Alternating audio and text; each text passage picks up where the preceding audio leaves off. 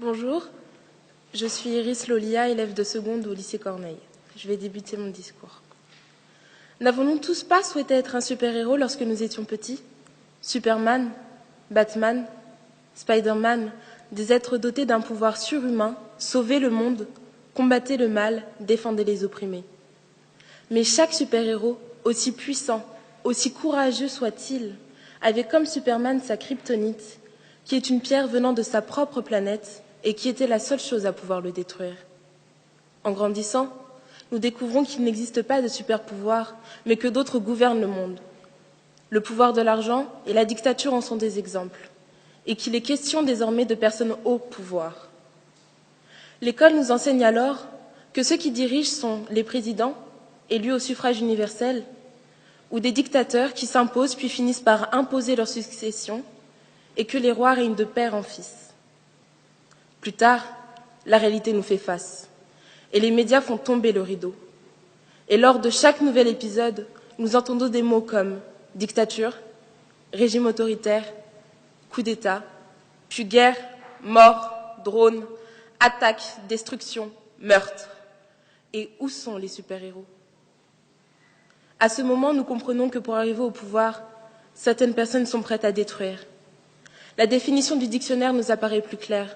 Oui, le pouvoir, c'est l'autorité, la puissance de droit ou de fait, détenue sur quelqu'un ou quelque chose. D'après Platon, la plupart des hommes au pouvoir deviennent des méchants. Mikhail Bulgakov dit que tout pouvoir est une violence exercée sur les gens. Et André Malraux définit le pouvoir par la possibilité d'en abuser. Violence, méchanceté et abus sont les faces cachées du pouvoir. L'image idéaliste de ce qu'était pour moi le pouvoir est désormais effacée. Une obsession est omniprésente et persiste chez toutes ces personnes qui tyrannisent le monde, celle d'arrêter ceux qui seraient nuisibles à leur pouvoir. Ils sont indénombrables. Hitler, Mussolini, Franco, Saddam Hussein, Mobutu, Kadhafi. Mais à quel prix? Leur prix est celui de la mort de centaines de milliers de personnes par jour. Depuis mars 2011, Bachar al-Assad est le responsable du meurtre de 94 000 personnes. Oh, combien nous sommes chanceux d'avoir grandi dans un pays stable. Cette violence avec laquelle vivent des enfants depuis leur tendre enfance leur permet-elle encore de croire aux super-héros? Mais ces enfants ont-ils déjà rêvé, ne serait-ce en secret, de la paix? Ou l'instinct de survie les contraint-il à être conditionnés par le pouvoir en place? Non. Leur vie n'est même plus basée sur l'espoir qu'un jour, un héros vienne les sauver. On leur a enlevé cette innocence pour la remplacer par de la haine, de la crainte et de la peur. Nous sommes tous tentés de penser comme Aung San Suu Kyi. Ce n'est pas le pouvoir qui corrompt, mais la peur. La peur de perdre le pouvoir pour ceux qui l'exercent et la peur des matraques pour ceux que le pouvoir opprime. La peur serait donc la kryptonite de ces personnes. Ne sont-ils pas motivés par la peur que les rébellions au sein de leur pays affaiblissent leur pouvoir? Faire ressentir la peur à leur peuple est pour eux la seule solution de faire ce qu'ils veulent en limitant les manifestations. D'après Aung San Suu Kyi, peuple assujetti à une loi de fer et conditionné par la crainte a bien du mal à se libérer des souillures débilitantes de la peur. En Corée, Kim Jong-il détient entre 80 000 et 120 000 prisonniers politiques maltraités dans des camps. En 2010, l'ONU a demandé un mandat d'arrêt contre Omar al-Bashir, qui est accusé de génocide au Soudan.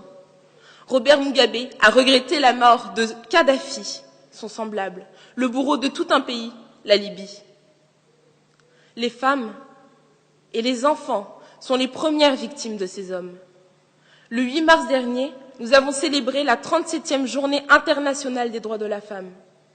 C'est pourquoi j'aimerais dédier mon discours à toutes ces femmes qui se sont levées, parfois au détriment de leur vie, pour défendre la dignité humaine.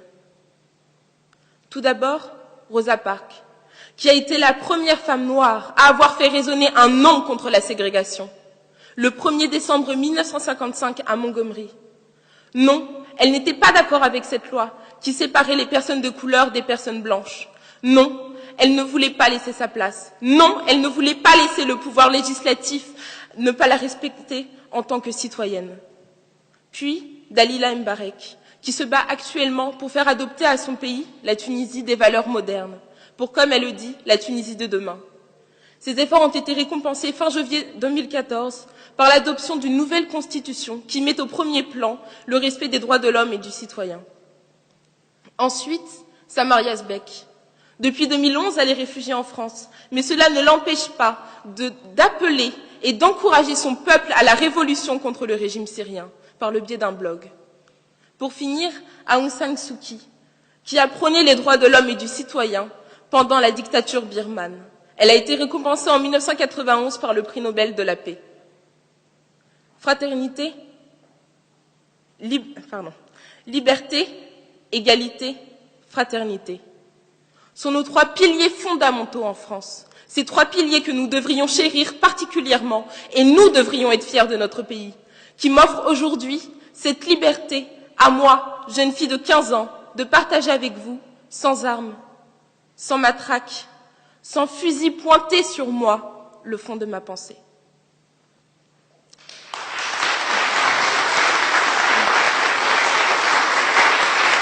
Merci pour votre attention.